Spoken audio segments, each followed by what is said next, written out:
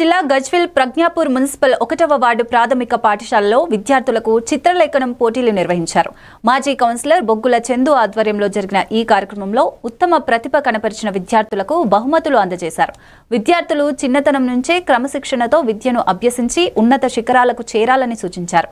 ఈ కార్యక్రమంలో హెచ్ఎం లక్ష్మీ ప్రసన్న, ఉపాధ్యాయులు, విద్యార్థులు పాల్గొన్నారు. ఉన్నటువంటి ఎంపీపీఎస్ అర్జనవాడ స్కూల్లో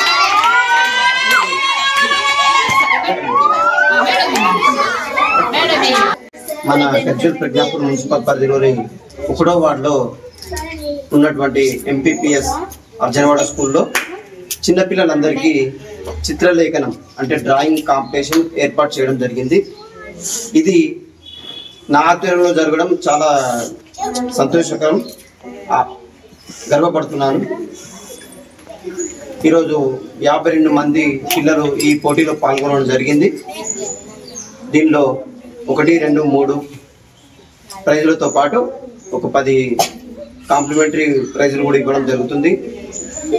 దీని యొక్క ముఖ్య ఉద్దేశం ఏంటి అని అంటే పిల్లల్లో ఉన్నటువంటి సృజనాత్మకత అందరు వినాలి. పిల్లలు ప్రతి పిల్లల్లో మీ అందరిలో ఇటు గమనించాలి.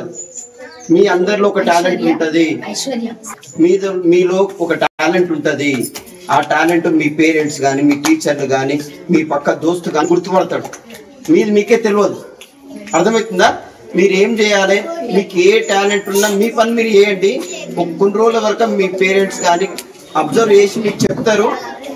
కాకపోతే మీరు చేయాల్సిన పని ఒకటే, పిల్లలందరూ క్రమశిక్షణ నేర్చుకోండి.